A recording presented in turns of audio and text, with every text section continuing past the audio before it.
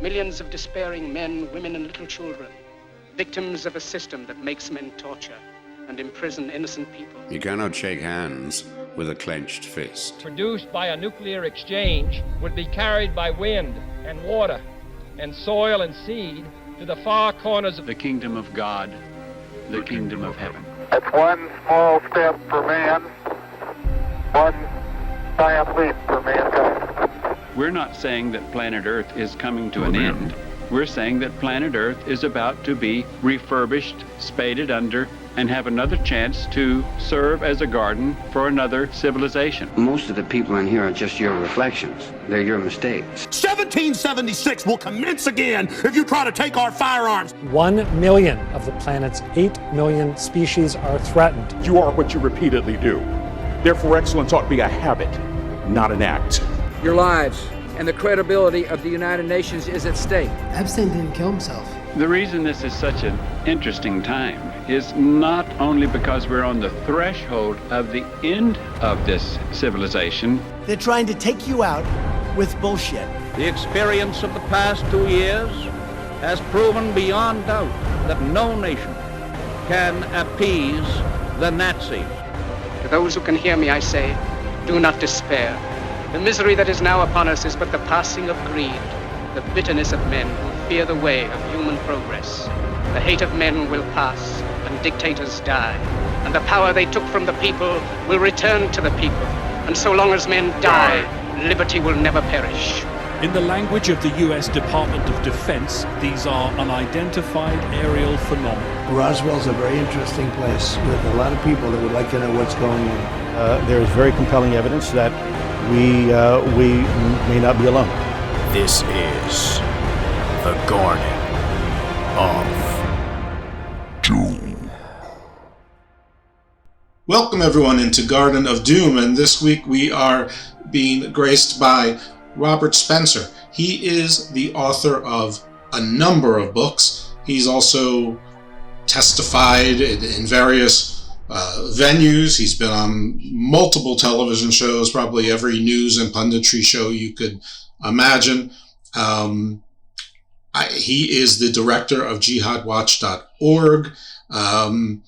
I stumbled upon him by, I've repeatedly expressed my ignorance as to Islam on the show. So any long-term listener, even person who's listened the last 3 months, knows that I've been sort of reaching out far and wide and casting a net. And frankly, with very little success. But the fish I caught is one of the biggest ones in this space, so I'm pretty excited about that. My knowledge of Islam, aside from just being alive for 55 years and watching TV and movies, is limited to the last couple months of listening to Islam for Dummies, The Great Courses, an intro to Islam, and a couple of books, including one written by Mr. Spencer. And I reached out to him. He was kind enough to say, yeah, he'd come on the show. So, Robert Spencer, thank you so much for being Garden of Doom. How are you this evening? Just great, thanks. Happy to be here and speak with you. Yeah, no, I'm thrilled. Yeah, I mean, is there any part of your, bio, do you want to, embellish on your, education, upbringing, professional CV, or do you think I covered it okay? I think that was fine. I mean, there's, we can go on and on about that, but I think people would be much more interested in hearing about the topic at hand. Okay, I found your book, and by the way, the one that I read was Infidel's Guide to the Quran, and there's a number of others, and I have to be honest, like, at the beginning I didn't recognize the name, and then as soon as I saw your face, I'm like, I've seen him all over the place. So folks, you have as well. In any event,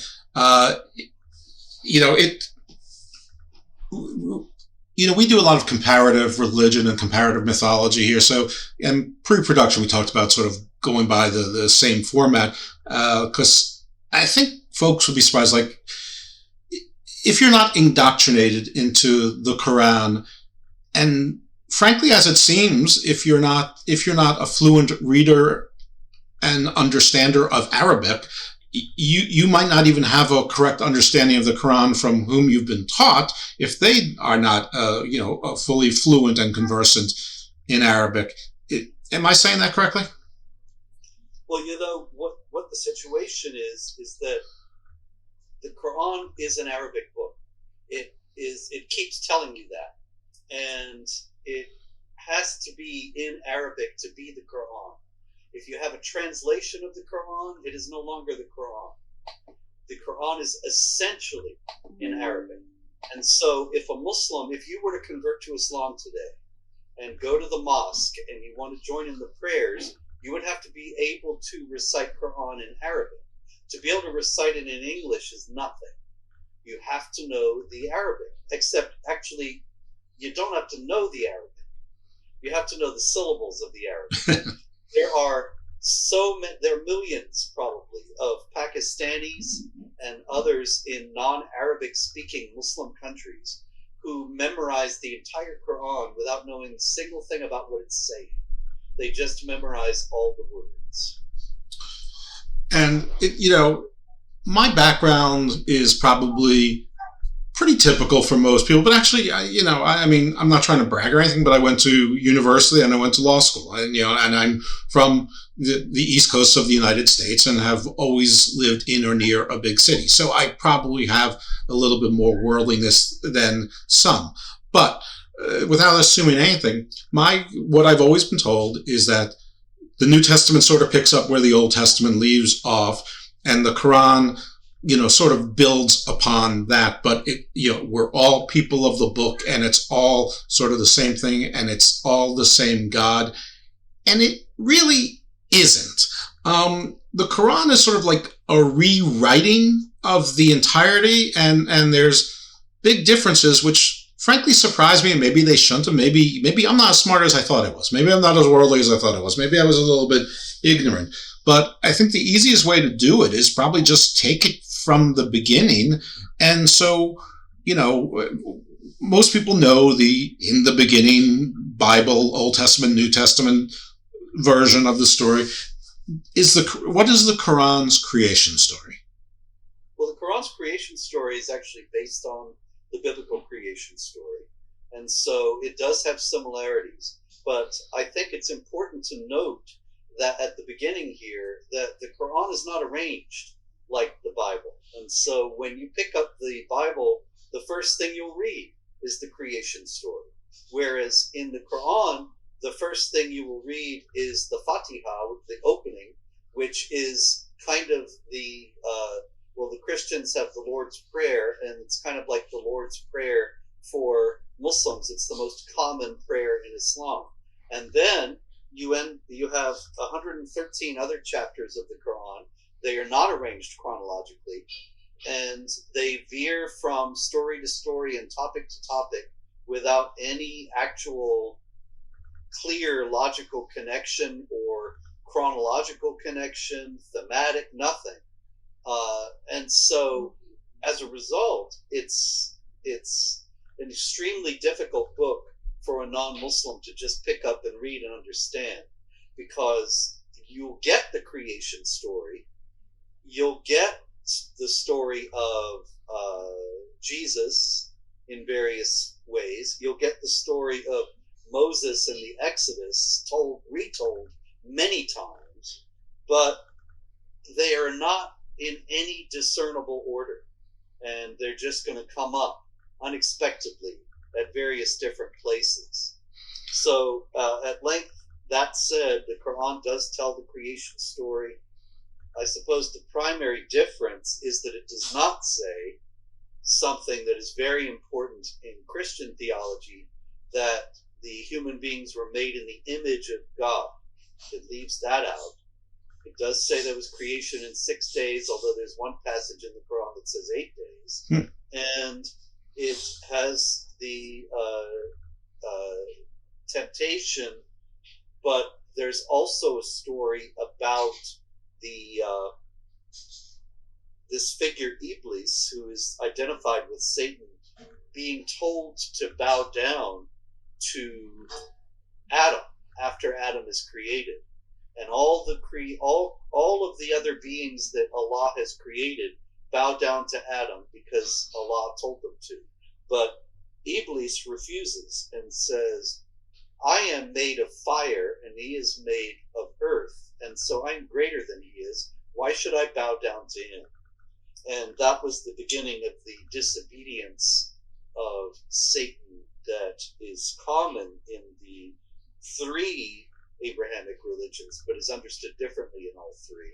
And the idea in Islam is kind of actually a hangover. It's a Jewish, a Talmudic tradition that's being quoted, but it's about human beings being made in God's image. That's why God tells them to bow down. And so it pointedly leaves out that human beings are made in God's image and then assumes it anyway. So it's almost like it took sort of the, I'm not sure about the story of Lucifer not being too thrilled. I'm not sure how much of it is canon and how much of it is sort of like from the Book of Enoch and some of those other books that there's disagreement where they're canonical or fan fiction or something in between.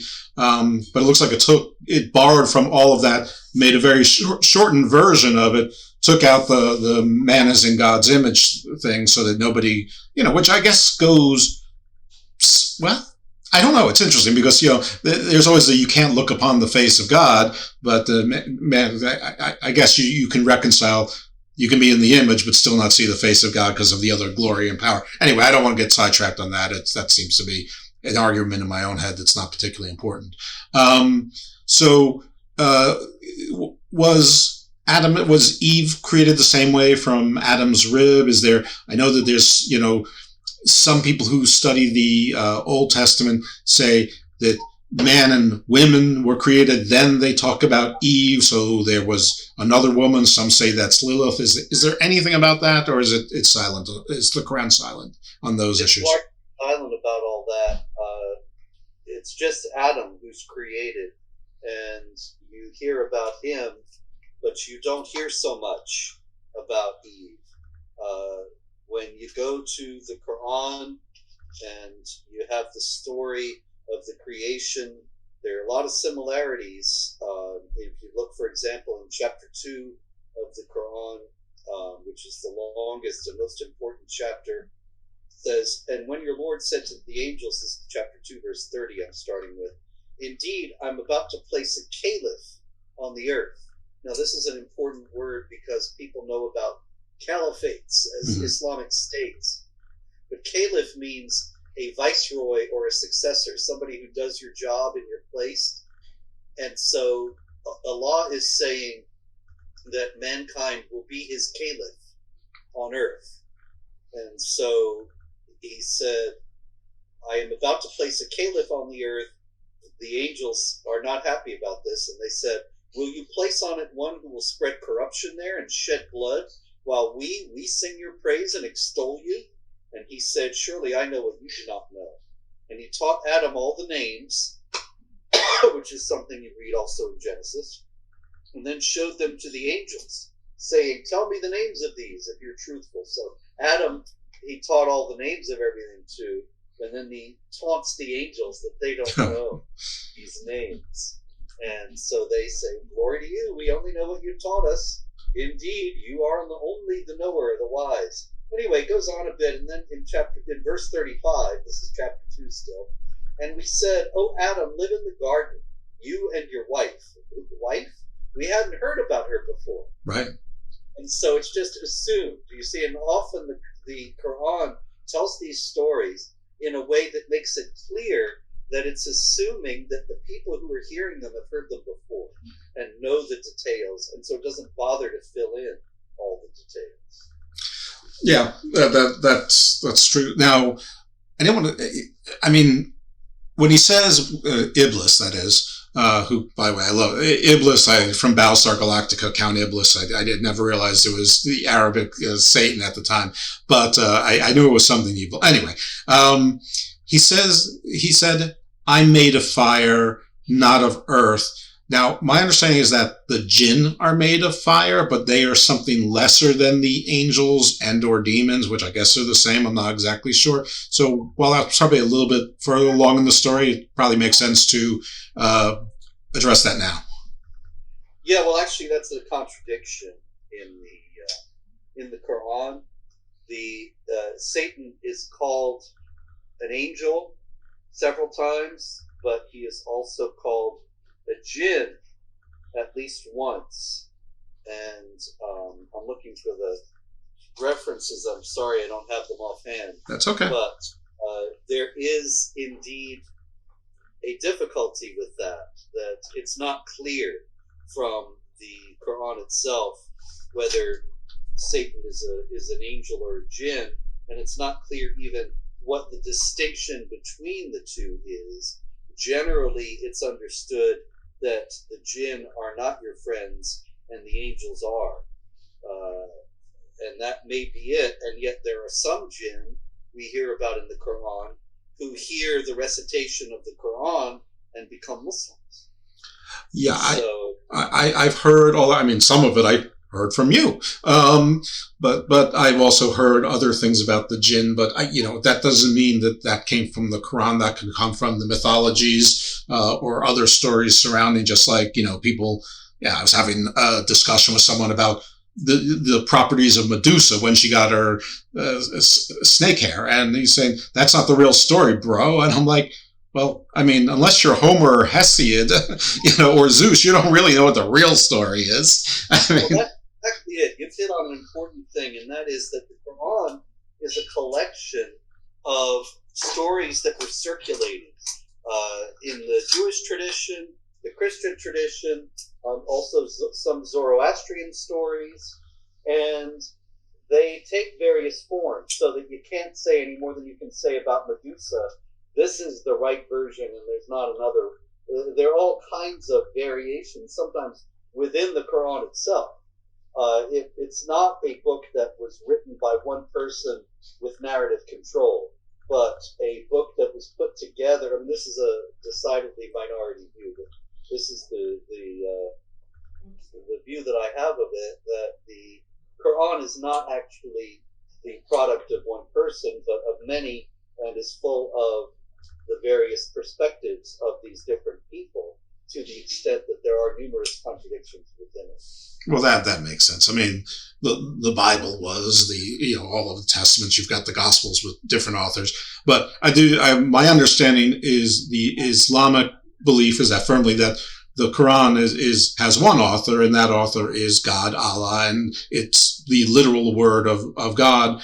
Though, I've heard the same about the New Testament as well. Sadly, I am ethnically Jewish, but I don't even know if there's a Jewish belief of the Old Testament in the same way. So bad on me on that one. But is there like the same Cain and Abel story? Is there a Seth? I mean, do we go to Noah? What Noah there. Okay. Cain and Abel, no. Seth, no. Noah, yes. So Noah, all that begetting and begatting, there's none of that. Not nary a one. And Noah, the Noah story is not told in the same way at all. As a matter of fact, Noah is told in the same way that the other stories of prophets are told in the Quran. They're all running, it's as if they've all been put into a blender, and you get prophet milkshake, because it's all the same stuff for every prophet. They come to the people, they warn the people, they tell the people that they've got to repent and believe, and if they don't, there will be terrible doom. The people scoff and make fun of them, and then the terrible doom comes, and it turns out the prophet was right all along. The Noah story is just like that. The various accounts of Moses and the Exodus are just like that. Some of the extra biblical prophets, such as Hud, they're all, who are in the Quran as well, they're all the same. They all work in exactly the same way. And then you hear the stories of the messenger who is Karan, who is generally identified with Muhammad, and those stories are also the same. That he's telling them this, and they're scoffing, and man, are they going to regret it. Well, yeah, that is, I guess, prophets are destined not to be listened to until it's too late. So there's obviously major differences, but I think one of the biggest major differences that's obvious that everybody who is living and aware knows is when you get to Abraham and Abraham's two sons, Isaac and Ishmael, that the story sort of focuses maybe a little bit more on Ishmael than the Old and New Testament, who spend a little bit more time on Isaac. And by saying a little, I might be underselling things. Yeah, in Islamic tradition, Ishmael is the son who is almost sacrificed. Okay. Not Isaac. And the Quran, it's very interesting actually in connection with Abraham, that Abraham, is considered to be the linchpin of the unity that we can all have as his children. It's something that George W. Bush said it at the beginning of the incursions into Iraq and Afghanistan, that we're all children of Abraham, and together with Abraham, we can find the common ground through our being children of Abraham, okay? And this is based on Genesis, where Abraham is said to be, it's promised to him that he will become the father of many nations, right? Yep. Very, very famous passage. Now, in the Quran, it's very different. This is not the Abraham of the Old Testament. I often have made the analogy of Invasion of the Body Snatchers. Did you ever see that movie? Sure, 2 versions. Yeah. So you got the people, and they look the same. They are the same. They're the same bodies, but they've been hollowed out, and they have completely different personalities. And that's what we have with the prophets in the Quran. It's Invasion of the Body Snatchers, biblical prophets. It's not the same biblical prophets. And I'll give you 2 examples regarding Abraham. First, chapter 3, verse 67. Abraham was not a Jew, nor was he a Christian, but he was a Muslim, Hanif, and he was not one of the idolaters. A Hanif is a monotheist before Muhammad, and so he's a Muslim. He teaches Islam, and all the prophets of the Bible teach Islam in the Quran, and it's their followers out of their own wickedness and venality who transform their teachings, dare to change the scriptures and create the religions of Judaism and Christianity. Also, chapter 60, verse 4.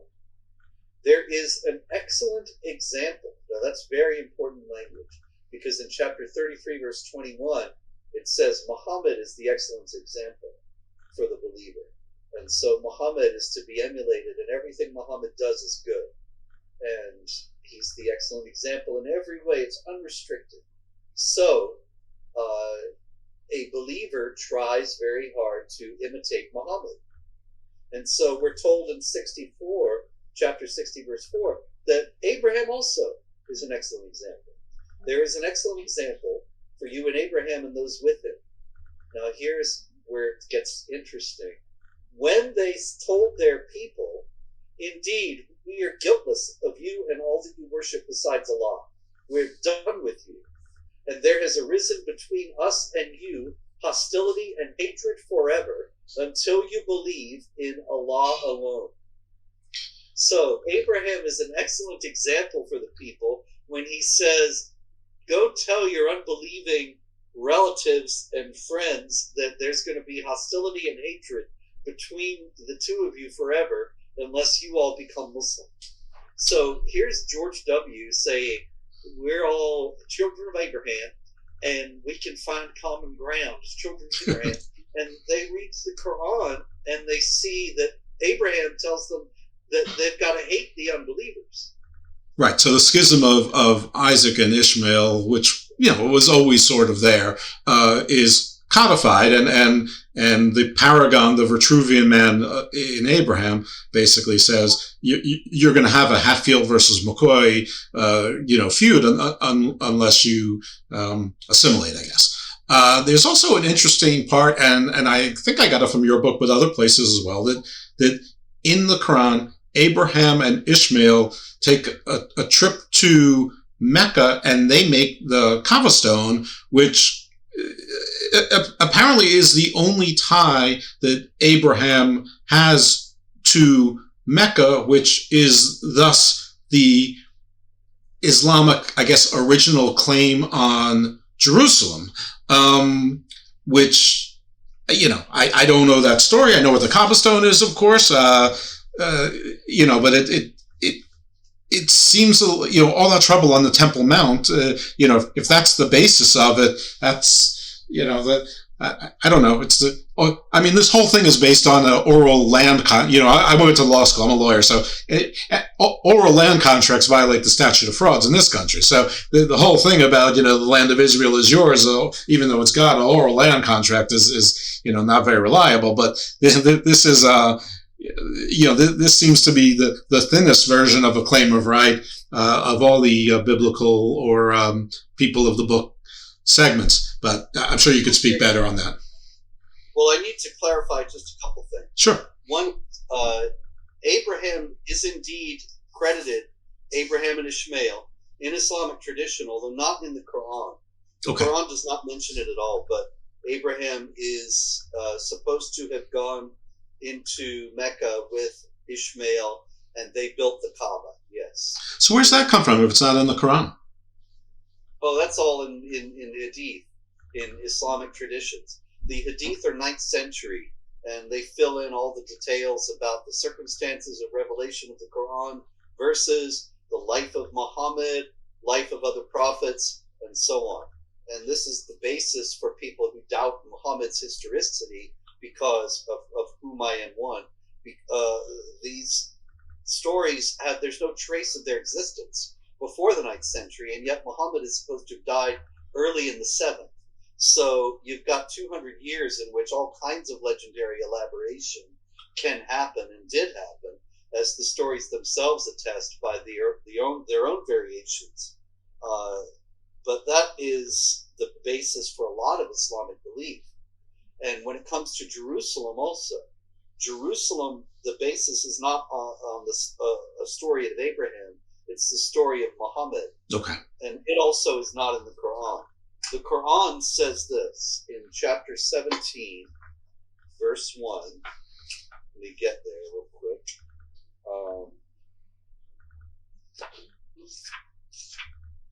It says here, "May he be glorified who carried his servant by night from the sacred mosque to the farthest mosque, around which we have blessed, so that we might show him some of our signs. Indeed, he, only he, is the hearer, the seer." All right. Now, that is the Muslim claim to Jerusalem right there. Oh. Jerusalem, you'll notice, however, is not mentioned. There's no mention of Jerusalem in the Quran at all. All of the mentions of Jerusalem and the tying of Jerusalem to this story come from the Hadith, from the 9th century traditions. There you will see an elaborate story about Muhammad being taken by a winged white horse with a human head by night to Jerusalem and to the Temple Mount itself, where he is taken up into paradise and meets all the other prophets who greet him as a brother prophet. And then he goes in to see Allah, and Allah tells him to teach his followers to pray 50 prayers a day. And he goes back out, and Moses says, "What did he tell you?" And Muhammad says, "He said we should pray 50 prayers a day." And Moses says, "That's too many. Go in and bargain him down." And so he goes back in and bargains him down to 5. And that's the 5 prayers that the Muslims pray to this day. But this is a story that comes in the Hadith. It's not in the Quran. But it's based on this passage of the Quran that I just read, because the farthest mosque in Arabic is Al-Aqsa.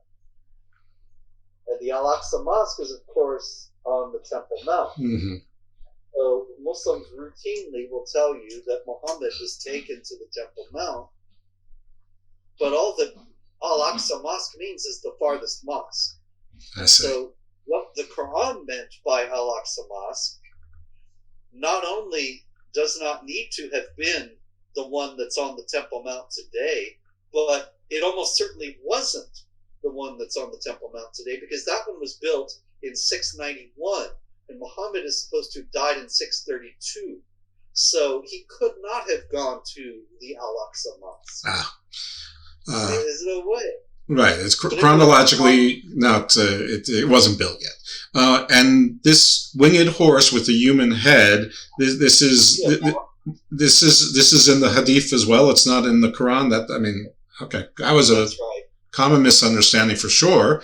And I don't know what to call it. I thought it was supposed to be an angel. It was sort of like an ascension to heaven, but is it? It's like almost like a sphinx or a lamasa, which from that part of the world is sort of like I think it's like a winged horse with a human head on it. Though it might be a lion body for all I know. A lot of this around, but this one is called Burak, and Gabriel, the angel, tells Muhammad that all the prophets have ridden on it. And when Muhammad is about to mount, Burak shies away because he's greater than all the other prophets. And so even though Burak happily carried all the other prophets around, he's a little nervous about carrying Muhammad. Okay, well, Muhammad's the greatest of the great. I get it. That fits with the motif. But so Burak, him or her itself, is not actually an angel. It is some sort of other kind of being that serves Allah and or the angels. Yeah, some kind of heavenly flying horse. Okay. Or donkey. And it's there are all sorts of curiosities about this story. For one thing, even though it is the only basis for the Islamic claim to Jerusalem as an Islamic holy city, it is not even clear in the story itself that we're talking about a literal trip, a miraculous trip. Because Aisha, his child bride, says in one version of the story, he was here sleeping beside me the whole night. And so it appears to have been a dream. So it's like Ezekiel. So it's more like Ezekiel's vision when he gets taken up to heaven.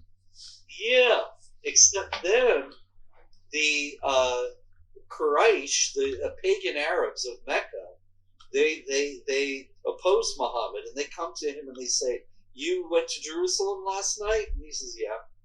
And they say, "Oh, yeah, okay, well then tell us where such and such a place is in Jerusalem and describe it for us. You went to Jerusalem, this should be easy."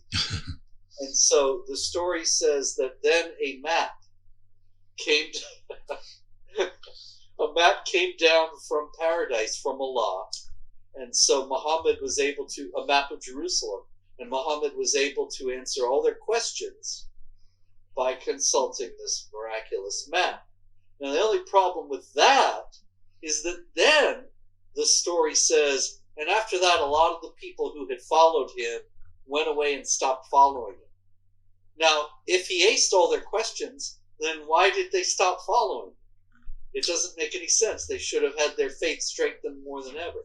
But anyway, the whole thing is kind of ludicrous, and it's clearly a tradition that was developed in order to justify a claim to Jerusalem. And there's no way that the story comes first, and then Muslims say, because of this story, we have to have Jerusalem. Now, I know that Moses in the Quran is very revered, up there with Abraham, and I think Joseph and Jesus and Muhammad. There's a number of prophets, but apparently Moses has more mentions than anyone else's. Is that just because the Exodus story had some particular poignancy, or is it because they were close to Babylon and the Babylonian exile stories? You know, the scholars that, I mean, the writing of the Bible, the Jewish Bible and the Christian Bible were both delayed by years and councils and this, that, and the other thing as well. So writing the stories a little bit late is nothing unique to Islam, but were they maybe influenced by the Jewish scholars who were sort of debating and arguing, maybe in public and writing the Talmud, or I don't know. I'm just speculating out loud here that maybe the story that Moses was so important because it was, so important to the biblical scholars in Babylon, the Jews writing the Bible. Okay, in the first place, I should say that the canonical version, the mainstream Islamic version, is that all this came to Muhammad through the angel Gabriel. It's the perfect copy of the perfect book that existed forever in paradise, and that he sent it down piecemeal over 23 years to Muhammad through the angel Gabriel, and then it was collected together 20 years later in 653, 21 years after Muhammad's death, by the Caliph Uthman, the third successor of Muhammad, and that's the Quran we have today. That's the standard story. Okay. There are numerous problems with it, one being that if the Quran was fixed in a particular version in 653, how come nobody quotes it for another 50 years? And if the Quran was fixed and standardized in 653, then why in the 730s is John of Damascus, a Christian writer, writing about it, and he doesn't seem to have the Quran we have? Because he says, for example, I've read your books, I read your Quran, and I read Surat al-Baqarah. And he writes about, in other words, the two of those as if they're two separate books. But if you read the Quran today, Surat al-Baqarah is chapter 2 of the Quran. Now, you would not speak that way if you said, I've read Huckleberry Finn, and I've also read chapter 8 of Huckleberry Finn. Right. That wouldn't make any sense. No. It's dumb. Right. If, however, Surat al-Baqarah was not part of the Quran at the time of John of Damascus, that would make more sense. And anyway, there's many other indications that the Quran was not actually codified in 653. And so what I'm leading up to is that the Moses stories just seem to have been what was at hand. It seems as if the Quran was put together from older material, and that material was adapted for purpose by the people who were compiling the Quran. And they had various versions of the Moses story, and so they stuck them all in. And they didn't have anything about Muhammad because there was no Muhammad. And he only comes up later, and that's why he's only mentioned by name 4 times in the Quran.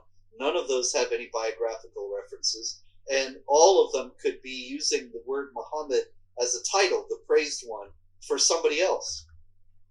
So, in any case, the stories of Moses do indeed recur many times in the Quran, and he's an important prophet in Islam. But it's important to emphasize here, just like we did when we were speaking about Abraham, that Moses in the Quran is a Muslim. Right. He's Jewish, but the Jews were Muslim. Right. And it's the children of Israel later, when they reject Muhammad, they actually are behaving in the way that the Quran says, see, this is how you behaved with Moses and how you behaved with Jesus, and you're always doing this, and now you're daring to twist and change the words of the prophets that you've received, and so they are under the curse of Allah, as per the Quran. But anyway, Moses, the Muslim prophet, he confronts Pharaoh, he leads his people out of Egypt, and they wander in the desert, and they go into the new land. And one thing that's left out of these, every last version, 8 or 9 of them, of every last retelling of this story, is the 10 Commandments. Mm-hmm. And I think that's extraordinary, because what's left out of the Quran are the moral absolutes, and that's what is lacking in Islam. In Islam, every last one of the commandments is not an absolute, but it's one thing for Muslims and another for non-Muslims, or there are various circumstances in which it is commanded. And of course, you could say that about other traditions as well, but it's more thoroughgoingly true in Islam that essentially any kind of behavior is acceptable if it advances the cause of Islam. And so that includes lying and stealing and killing. They all have their justifications within the Quran itself. That's very interesting. It occurs to me that I might have skipped a bunch of characters. I don't know if any of them, if their stories are particular, like David, Solomon, the 12 tribes of Israel. Is any of that significantly different, that it's particularly important? I don't know that it's particularly important, certainly not for Islamic theology, but there is, chapter 10 is called Jonah, and it refers only offhandedly to the story of Jonah, but he is in there. And then chapter 12 is Joseph. And one of the differences in the Joseph story is that you remember in the Bible, the wife of Potiphar is trying to seduce Joseph, and he runs away, and she grabs a piece of his shirt and says that he was trying to seduce her. Rape her. Right. Exactly. So anyway, it says here in Genesis, I've got the quote in.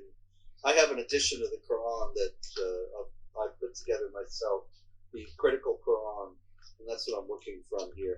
Anyway, it says, she caught him by his garment, saying, "Lie with me." But he left his garment in her hand and fled and got out of the house. And so in the Quran, it says, they raced with one another to the door, and she tore his shirt from behind. This is chapter 12, verse 25 and following. She said, "What will be his reward who wishes evil upon your people, except prison or a painful doom?" He said, "It was she who asked me to do an evil act." And a witness of her own people testified, "If his shirt is torn from the front, then she speaks the truth, and he is among the liars. And if his shirt is torn from behind, then she has lied, and he is among the truthful."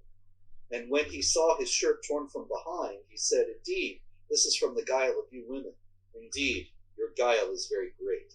So, see, this is actually also from a Jewish tradition, but it shows that he is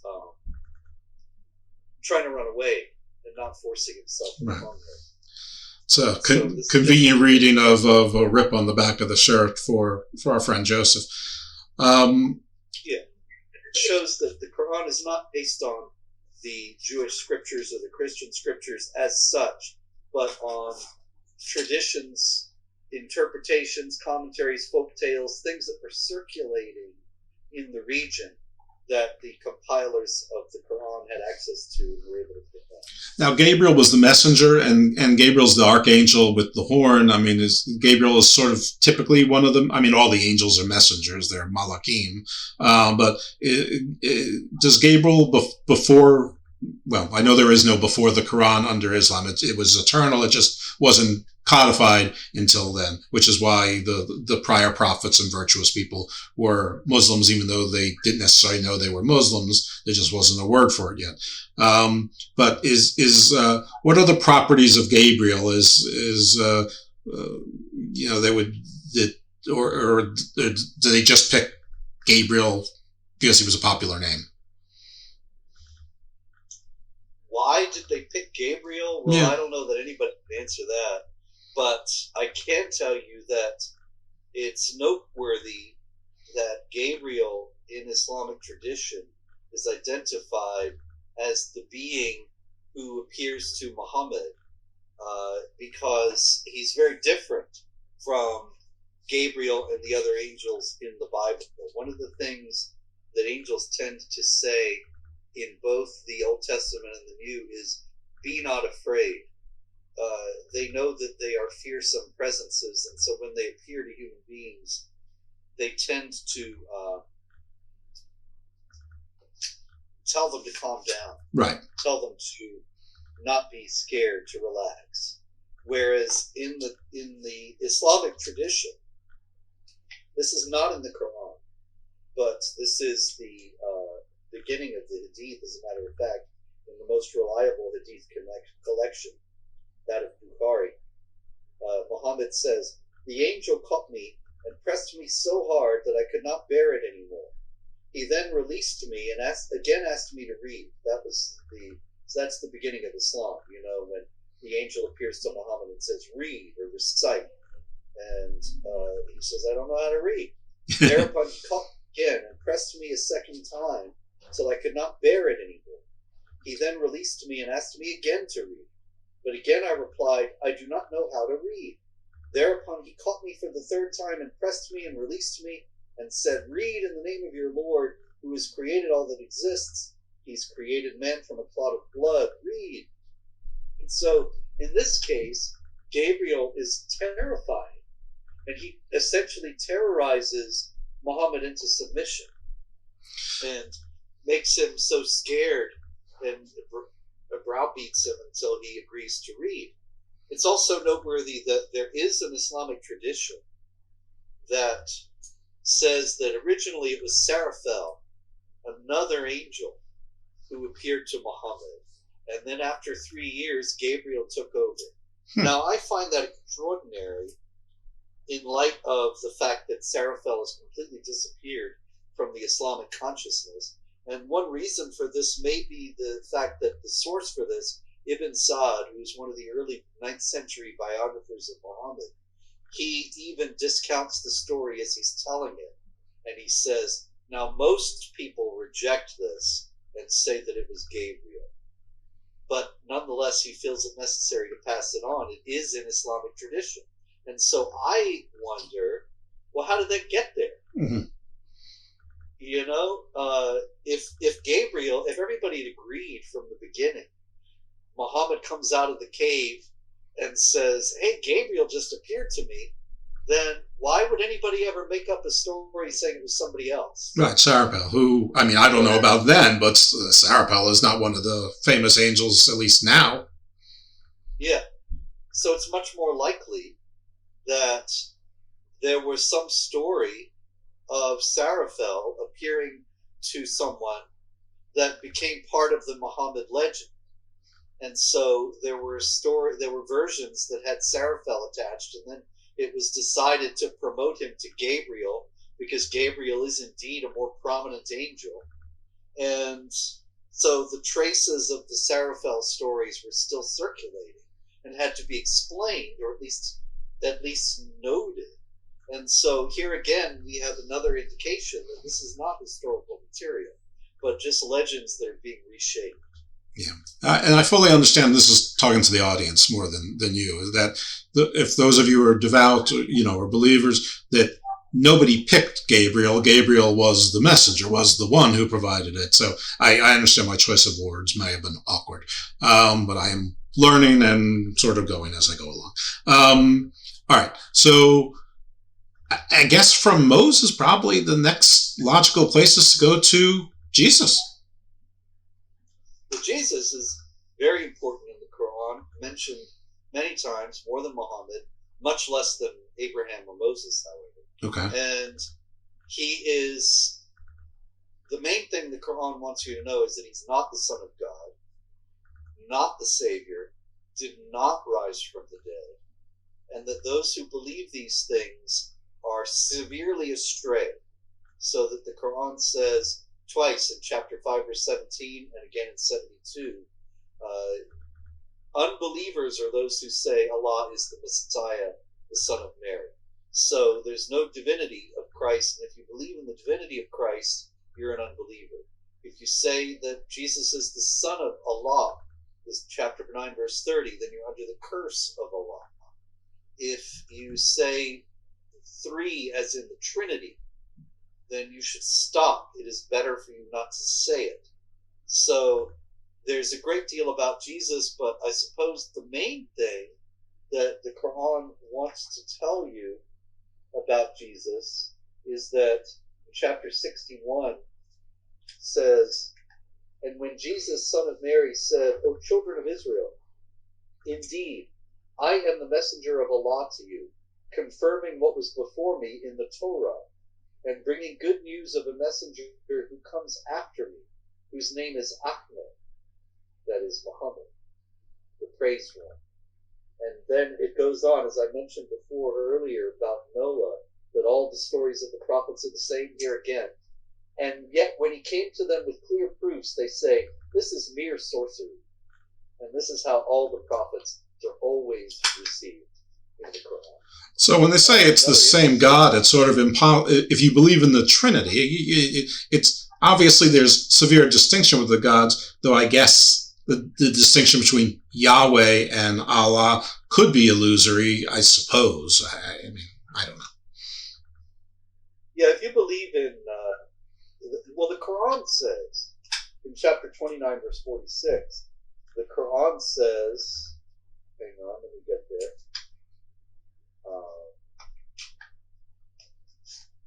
And do not argue with the people of the book, that's the Jews and Christians primarily, unless it be in what is better, except with those among them who do wrong and say, we believe in what has been revealed to us and revealed to you. And say, rather, I'm sorry, I'm saying this all wrong, I'm going to have to start over again. And do not argue with the people of the book, unless it be in what is better, except with those among them who do wrong, and say, that is, the Muslims should say to the Jews and Christians, we believe in what has been revealed to us and revealed to you. Our Allah and your Allah is one, and to him we are Muslims. And so the Quran says that the Jews and Christians and the Muslims all believe in the same God. However, when they deny the Trinity, when they claim that the Jews worship Ezra as the Son of God, when they say that Jesus is not divine and so on, they depart very strongly from Judaism and Christianity, and consequently it's hard to maintain that they really are the same God at all in any functional sense. Okay, so it's more of a, I mean, I don't want to use this terrible, controversial phrase, the Great Replacement Theory, but it's Allah is the same because Allah has replaced the interpretations. But I understand if you are a Muslim, Allah didn't replace anyone. Allah was always there. People just got it wrong. So, all right. So that takes us to Jesus. And is there like end of days or eschatology any different? Heaven and hell. What is that? What's that like in Islam? Okay. Actually, one thing I wanted to add, if you don't mind, I don't. Before that, very quickly, is that the Quran does indeed condemn the Trinity, but doesn't really understand it. And so the Trinity, for those who may not know, in Christianity is the Father and the Son and the Holy Spirit, who are not three gods but one God. Well, that's a mystery that Christians will tell you is beyond explaining. But in any case, the Quran envisions the Trinity as Allah, Jesus, and Mary. And so in chapter 5, verse 116 says, when Allah said, O Jesus, son of Mary, did you say to mankind, take me and my mother as two gods besides Allah? So the Trinity that the Quran is rejecting is that of three gods, Allah, Jesus, and Mary. Anyway, the end times. The end times, well, first heaven and hell you asked about. There's a lot about hell and a lot about paradise in the Quran. And paradise, you have the famous virgins. The 72 number is from tradition, but there are the virgins who are going to greet the believers as they are reclining in these gardens. And the gardens are lavishly and lovingly described with rivers of flowing wine that does not make you drunk, and grapes and all kinds of wonderful food, cool breezes, and these virgins, the beautiful maidens. What's the point of wine that doesn't get you drunk?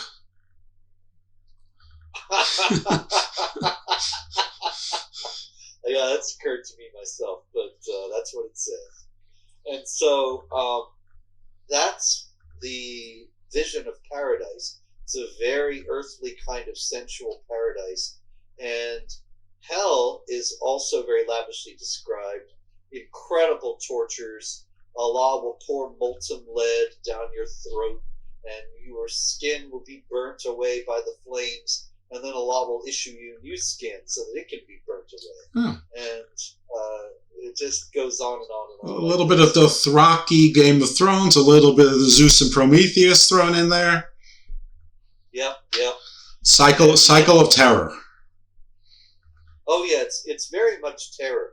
Terror, people say, Islam has nothing to do with terrorism and things like that, and of course people will say terror, like the fear of God, is not terrorism. Mm-hmm.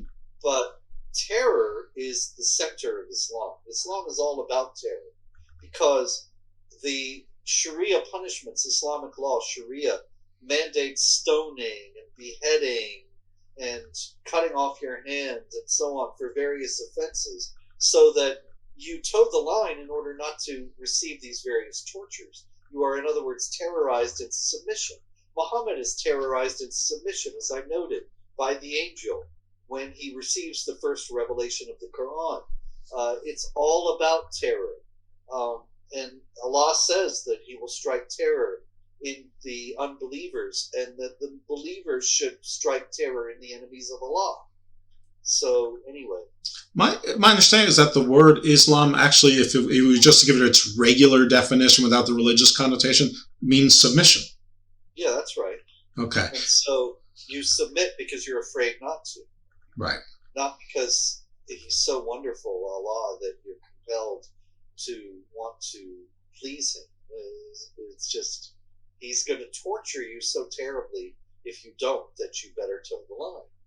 So is that sort of where if you don't believe, sort of anything goes, kind of where things like jihad and suicide bombing and things like that can be justified and considered righteous? I mean, the word martyr isn't new, but when I was growing up, the word martyr meant somebody who was willing to die for the cause, but they weren't typically looking forward to it. It wasn't, it sort of, there were kamikazes, that was unusual in 1940s or 1930s Japan. That was sort of unique. Now, I mean, kamikaze is it's routine. It doesn't even, and we have it, there's death by cop and things like that, but that more seems like it's someone that's unhinged rather than trying to do it for a cause. And is that how it's justified? Partly by, all is fair if it's in service of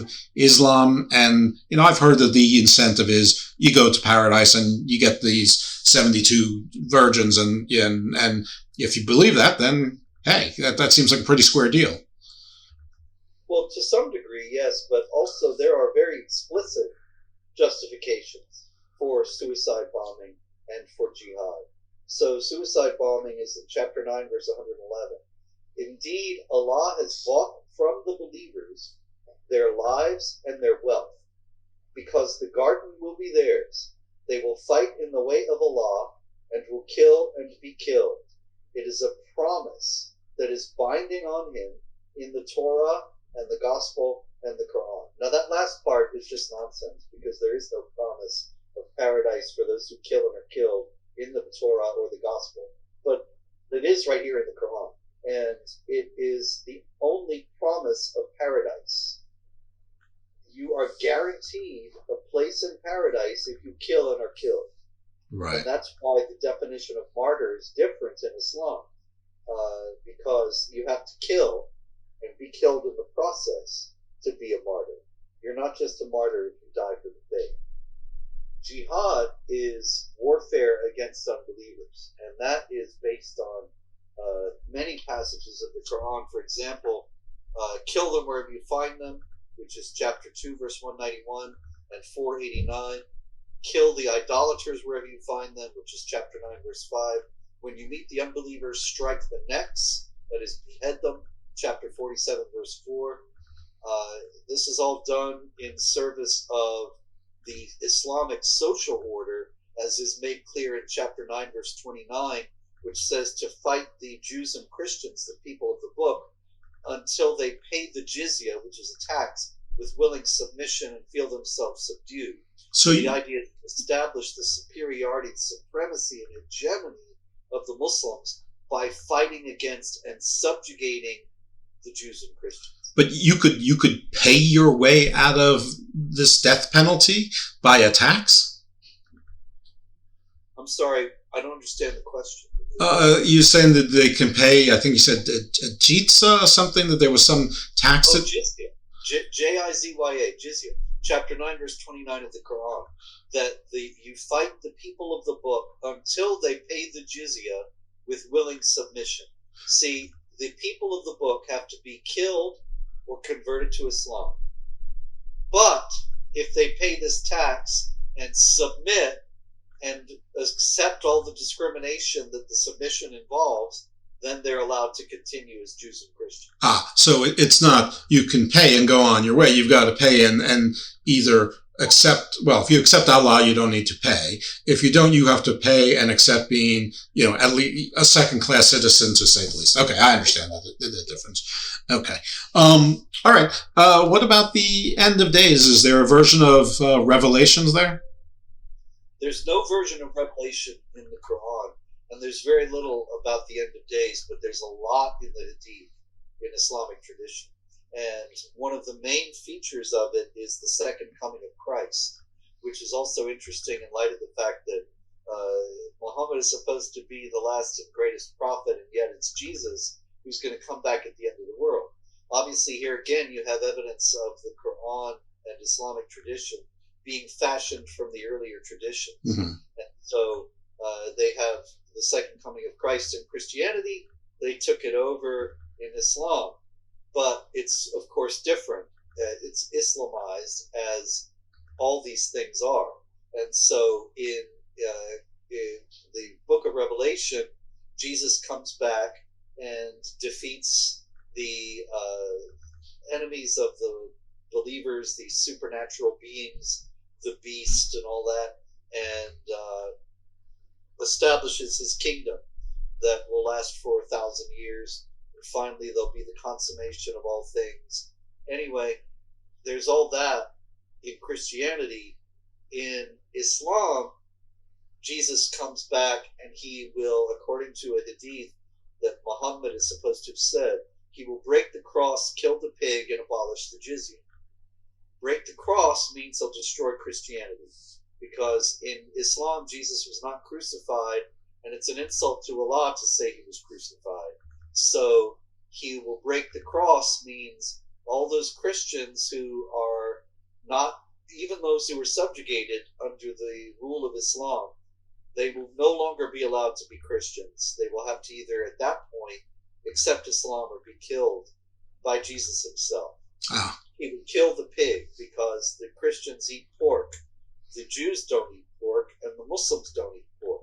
The Christians eat pork because they are astray.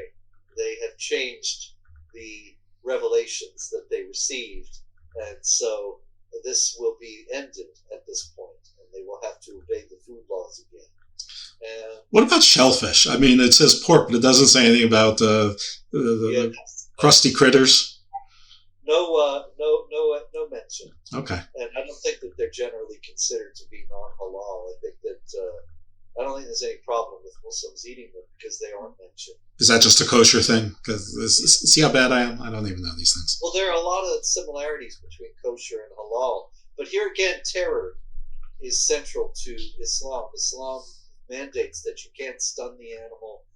I believe that's also true in kosher, but it has to bleed out, which creates a lot of fear and terror in the animal. I think that's correct also, yeah. It's a special preparation, yeah. I think. I mean, it's basically like a ritual, a sacrifice, Yeah. Old days. It's from a very 50,000 foot and overly simplistic way. I mean, if you want to say these are all three related religions, I suppose that they are. But, I mean, the Old Testament wasn't very kind to idolaters either. I mean, the Old Testament God was, the Old Testament is basically punishing and killing idolaters and giants and remnants of giants, and a few other things in there also. The New Testament sort of was like a kinder, gentler version, sort of adopt it, but almost like, assimilate and will be nicer. And it's almost like it was too progressive, and Islam might have been a reaction where, pendulums swing culturally, and it swung all the way back to the oldest of the Old Testament and maybe beyond, like ultra puritanical, in a lot of ways, which by the way is not my experience with, many or any Muslims that I have met. I mean, my personal experience is no different than my personal experience with anyone else, good, bad, and ugly. But that, just from a 1,000-foot view of pendulum swing, like when historians look at this in 3,000 years, if we're still around as a species, they may look at that and say, Judaism, was influenced by Zoroastrianism, and the two of them influenced Christianity. They became kinder, gentler, and then Islam sort of was a throwback to, a more harsher, stoic, strict life. And then I don't know what comes next. But is that really? I mean, I know it's very simplistic, but does that resonate at all? Well, I think that both Christianity and Islam are attempts to universalize Judaism and make it for everyone, whereas Judaism obviously is the Jewish religion and is not making any claims on non-Jews. The passages that are calling for warfare and so on are not interpreted by Jews, much less by Christians or anybody else, as having any application beyond the period at which they were given. And so that's very different from Islam, which says that these passages calling for warfare are universal and always applicable. So that it might not be the case that every situation is propitious to wage war, but it always remains a general responsibility for the community. So in that case, there's a fundamental difference. But yeah, certainly, it also should be said that Islam was tremendously influenced by Judaism more than by Christianity. And there are more traces of Judaism within it than of Christianity. And that seems to, at least from the record of Islamic tradition, but Islamic tradition is much later, as I explained before, that seems to have been a result of the fact that there were more Jews in contact with those who created early Islam than there were Christians. And so they had more access to Jewish material than they did to Christian material. I have one more question that's trivial and then one more observation, which is maybe ironic, I don't know, but maybe more serious. But it seems that earlier, you had mentioned that, Muhammad was the paragon man, and that everyone should follow the ways of Muhammad and follow Muhammad. But wasn't it like the direct heirs of Muhammad that had a serious schism with each other just a couple generations later that ended in this Shia Suni rift that still exists today and is, every bit as blood feudy as any Protestant Catholic feud, or schism ever was, and that just strikes me as, I don't know, I guess irony is the word. It seems too trivial. I'm not sure. Well, Muhammad, according to Islamic tradition, was a warrior who ordered his enemies assassinated and went to war with the Jewish tribes of Medina and exiled the first two and massacred the third and then massacred the remnants that he'd exiled. And he was not a man of peace. The Jewish tribes of Medina or the pagan Arab tribes? Or Jewish both? Tribe of Medina. The pagan Arabs of Mecca he was nicer to. Okay. So the followers of Muhammad after his death, when they split from one another, they were actually both claiming his mantle. The controversy arose, according to Islamic tradition, over who got to be his successor, the caliph. And there was one of his followers, Ali ibn Abi Talib, who was one of his earliest followers. And there are traditions that even the Sunnis, he's the champion of the Shiites, he's the Shiite hero. But even the Sunnis have traditions in which Muhammad looks like he's saying that Ali should be his successor. and yet Ali was not his successor. The Sunnis explain them away in other ways, saying, oh, well, he didn't really mean that. He meant something else. And they chose other people, and Ali was passed over as Abu Bakr, and then Umar, and then Uthman were chosen as caliph.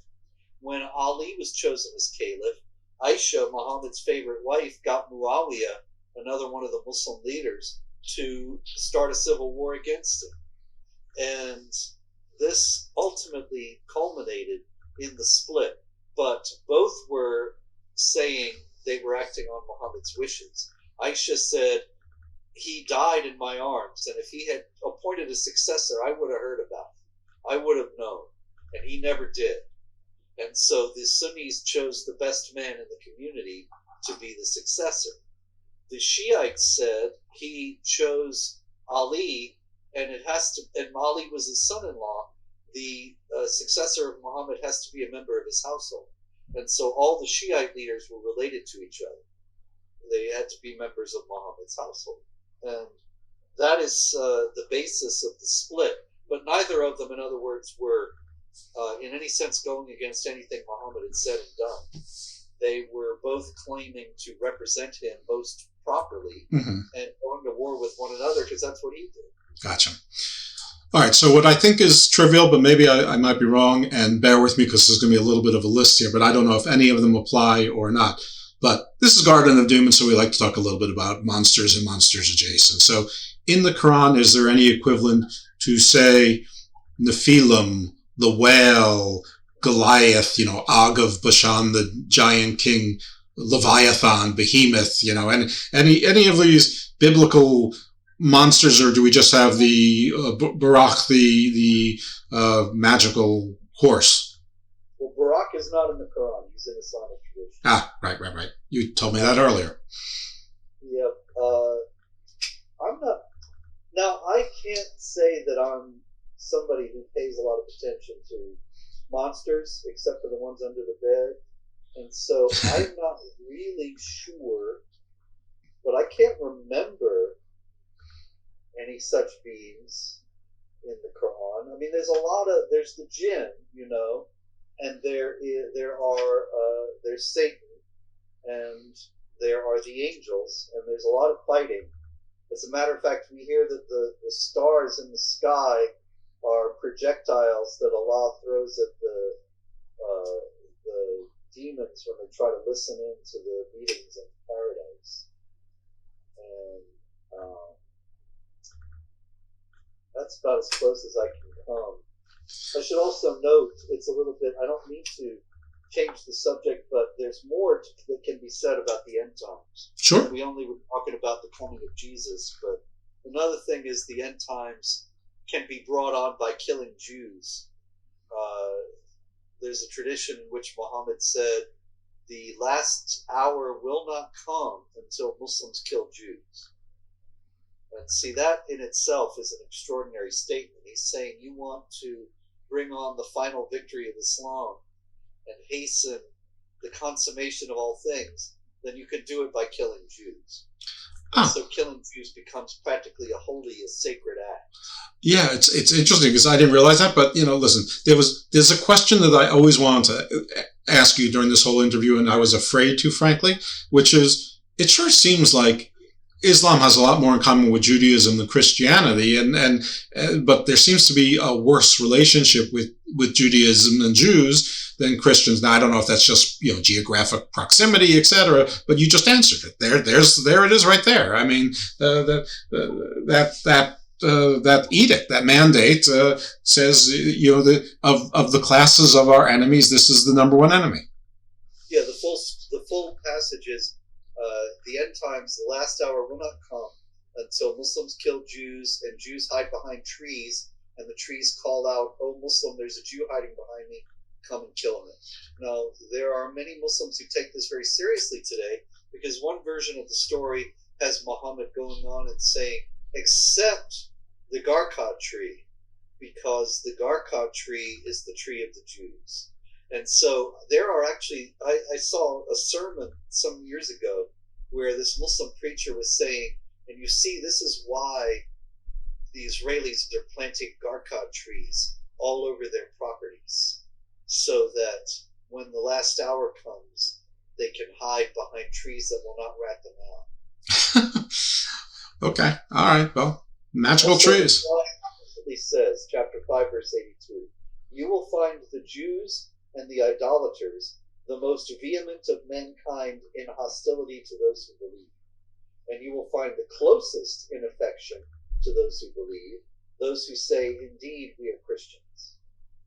Yeah, none of it is funny, but I don't. I'm talking again to the audience, but I don't know what else to do other than to laugh at times. We all do that as a reaction. I don't know what else to ask. I mean, is there anything that I should have asked you that I didn't? But I feel like we've done a pretty good amount of coverage for basically 70 minutes. Yeah, I agree. Covered a lot of ground. There's always more that can be discussed, but you've gotten to everything that you want to get to, then there we are. Is there anything I didn't get to that you think is imperative, and/or certainly you can tell people where they can support you, find your works, your numerous books, etc.? Well, let's see. The war never ends. That's one last thing I can leave you with. Chapter 8, verse 39 says, fight them, that is the unbelievers, until persecution is no more and religion is all for Allah. And so a lot of people will tell you jihad is only defensive, but that passage refutes that in itself. Fight them until persecution is no more. If that were the end of the passage, then that would be only defensive. That if you're persecuted, you can fight, and then when the persecution stops, you can stop fighting. But it goes on to say, and religion is all for Allah. So you have to keep fighting until you get around to the people who are minding their own business and not bothering you, but their religion is not for Allah. And so it's open-ended warfare against the whole world. That's one thing. It's also not spiritual battle, not prayer warfare. You hear evangelical Christians talking about prayer warriors and so on. That's not what they mean. They mean hot warfare. And the testimony to that actually comes right after that passage. I said 839 was fight them until persecution is no more and religion is all for Allah. And then 841, just 2 verses later, says, and when you take the spoils of war, you have to give a fifth to Muhammad. So he gets 20% of what you take from the unbelievers in warfare.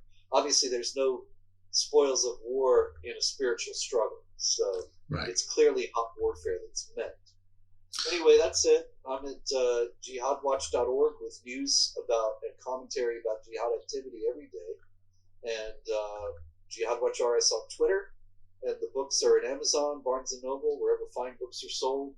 I have a book, The Critical Quran, which is a new translation of the Quran plus commentary that shows the mainstream Islamic understandings of these passages.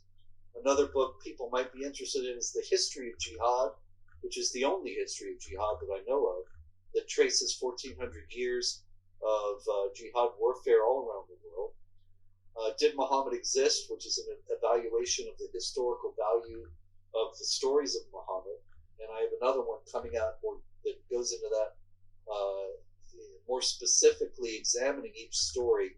And that'll be out this October, called Muhammad, A Critical Biography. And that's about it. Also, a book that has nothing to do with this, well, actually does have a great deal to do with this, but from a completely different angle. My newest book is A History of the Byzantine Empire, Empire of God, How the Byzantines Saved Civilization. And indeed, they did hold the line against the jihadis for 800 years, as well as preserved Plato, Socrates, and Aristotle, brought them to the West. So, great many lessons we can learn from them. Empire of God, How the Byzantines Saved Civilization. Yeah, definitely in my education as a youth, the Byzantine Empire got short shrift in its importance, and that I've learned as an adult. All right, now for those people who have not listened before, or this is the first time you've listened, or you just didn't hear the shows before when I've said this, I have looked far and wide for different voices on Islam. I actually reached out to 3 outreach centers. They're actually called Islamic American Outreach Centers. One on the East Coast, one in I think in Colorado, and one on the West Coast. I didn't hear anything back. I reached out to a couple of mosques and centers in my part of the world. I didn't hear anything back, and I've reached out through my 6 degrees of separation with minimal success and none that's materialized. So, I'm not saying that anything here should be discounted or not, but I'm not Fox News. I'm not Fair and Balanced, but I knew what I was going to get to an extent. I appreciate your time and information, but if there's anyone out there who has a different perspective and feels that they want to talk, the line is open. I'm more than happy to hear a different perspective, and I'm also looking into getting someone who can tell me more of the mystical aspects, the Sufism. Obviously, I'm curious about, lots of things. So with that caveat out there, so that nobody's mad at me saying, "Oh, you only gave one perspective." Well, it's not for lack of trying, my friends. And frankly, this show is too small to have someone as big as Mr. Spencer on the show. And I'm so appreciative that you answered, you said yes, and for being so generous with your time. So I really, really appreciate your being on the show. And those of you out there, I hope you enjoyed it and got something out of it. I hope you check out his stuff. If you go to Audible, some of the books are free. So Audible's not my sponsor. I wish it was, but you can actually get some of the stuff for free. Anyway, thank you again, Mr. Spencer, and folks, you'll hear from us again next week in the Garden of Doom.